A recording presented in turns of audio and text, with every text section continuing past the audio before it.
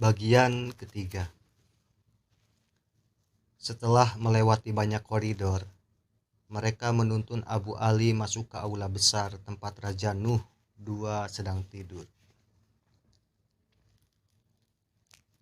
Di tengah ruangan ada tungku api dari perunggu yang diletakkan di tempat khusus.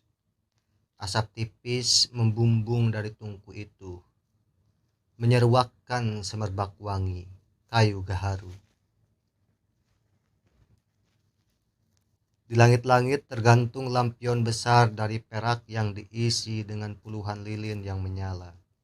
Sinarnya menerangi seluruh penjuru ruangan. Dinding aula penuh dengan rak kecil yang dihiasi dengan ukiran-ukiran gips terbaik.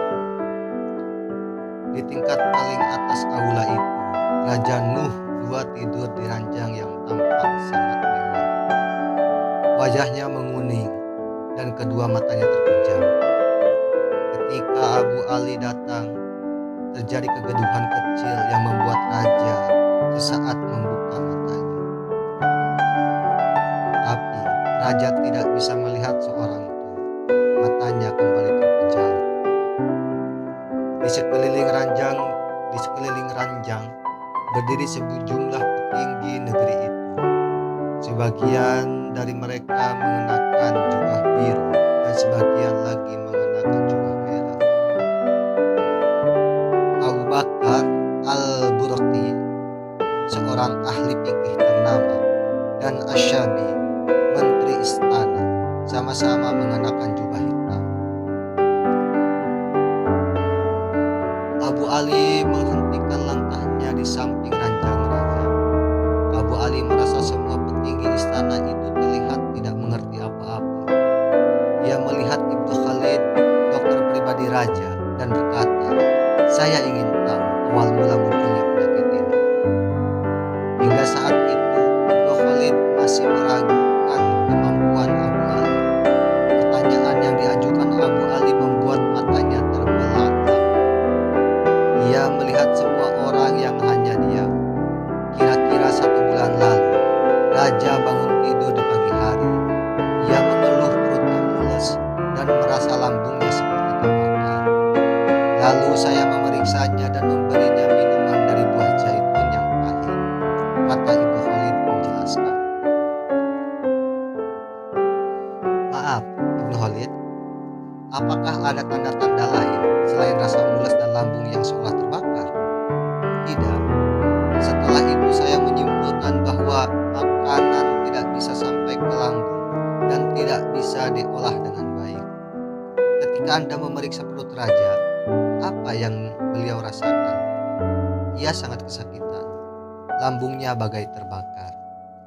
Anda pasti langsung menyimpulkan bahwa raja terserang diare? Ya, lalu saya memberinya ribas.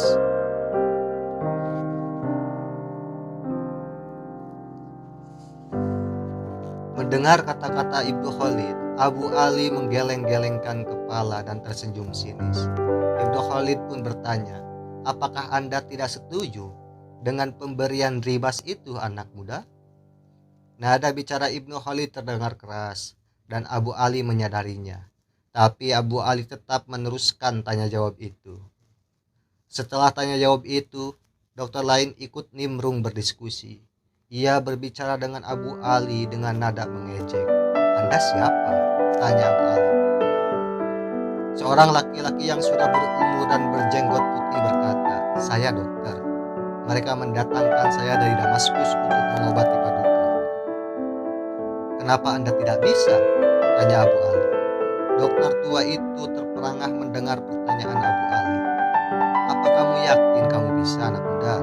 Atau jangan-jangan kamu mengira bahwa kamu yang masih 18 tahun ini lebih unggul daripada Galen?" tanya dokter tua itu. Abu Ali menjawab, "Saya Abu Ali dan Galen adalah Galen. Jika berkenan, Anda bisa datang ke rumah sakit dan bergabung di kelas saya." Tanpa menunggu jawaban, Abu Ali bertanya kepada Ibnu Khalid, "Apakah ada sesuatu yang juga ingin Anda katakan?" Ibnu Khalid tidak mengeluarkan sepatah kata pun. Ia langsung memegang lengan Abu Ali dan menariknya ke arah ranjang raja. Ia menyingkapkan selimut raja lalu berkata, "Bagaimanapun, ini di luar kemampuan kami. Oleh karena itu, kami mendatangkanmu. Tolong sembuhkan raja kami." Abu Ali mulai memeriksa keadaan raja. Pelan-pelan ia memegang pergelangan tangan raja, mengangkatnya sedikit ke atas, lalu meletakkannya kembali di atas ranjang, seperti meletakkan sepotong daging tanpa nyawa. Ibnu Khalid spontan berkata, "Lumpuh." "Ya, lumpuh," kata Abu Ali membenarkan. Abu Khalid menoleh ke arah Ibnu Khalid dan berkata, "Aku minta wadah yang bisa dipakai Paduka untuk minum air." Seorang pengawal bangkit dan segera mengambil wadah yang diminta Abu Ali. Tiba-tiba Ibnu Suwari berkata dengan nada sinis, "Tampaknya Abu Ali akan menggunakan sihir dan mendiagnosa penyakit raja dengan segelas keramik itu." Kata-kata Ibnu Suwari mengundang tawa orang-orang di ruangan itu. Pengawal datang sambil membawa gelas minum raja. Sesaat Abu Ali memeriksa gelas itu, lalu mengembalikannya pada pengawal. Selain itu, Abu Ali memberi isyarat kepada Ibnu Khalid dan berkata, "Lihatlah bagian luar gelas ini. Betapa indah lukisannya. Kalian pasti sudah tahu bahwa gelas ini terbuat dari bahan timah.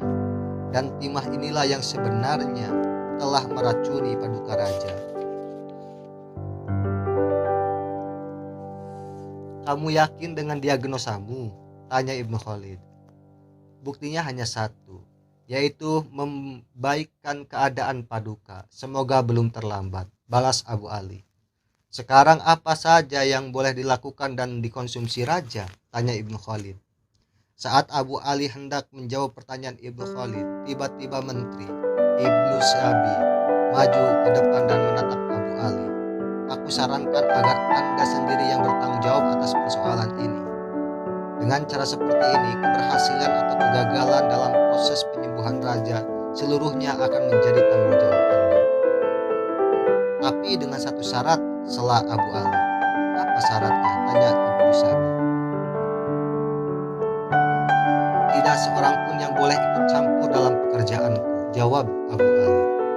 Ibnu Syabi menundukkan kepala dan berpikir sejenak, lalu menoreh ke arah Abu Ali. "Setuju. Mulai saat ini Anda satu-satunya orang yang bertanggung jawab penuh atas proses penyembuhan Paduka Raja." Sejak saat itu semua orang di istana selalu memperbincangkan Abu Ali. Mereka gelisah dan mencemaskan keadaan raja. Mereka bertanya-tanya, apakah anak muda ini mampu mengemban tugas berat itu di pundaknya atau tidak. Bahkan di sepanjang jalan-jalan di seluruh penjuru negeri itu, semua orang memperbincangkan Abu Ali dan penyakit raja. Ada orang-orang seperti Ibnu Suwari yang menyiarkan kabar bahwa raja telah meninggal dunia. Ada pula orang-orang seperti Abu Sahal dan Abu Khalid dan Ibnu Khalid yang berharap agar Abu Ali berhasil menyembuhkannya. Di halaman madrasah Bukhara, para guru dan murid juga memperbincangkan sosok Abu Ali, tentang kemampuannya yang mengagumkan dan tentang penyakit ganas Paduka Raja. Bahkan banyak orang tua, laki-laki dan perempuan yang mendoakan Abu Ali dalam salat malam mereka, memohon kepada Allah agar Abu Ali diberi kemudahan dalam pekerjaannya. Semua orang memperbincangkan Abu Ali sampai hari saat Abu Ali yakin bahwa keadaan raja akan membaik.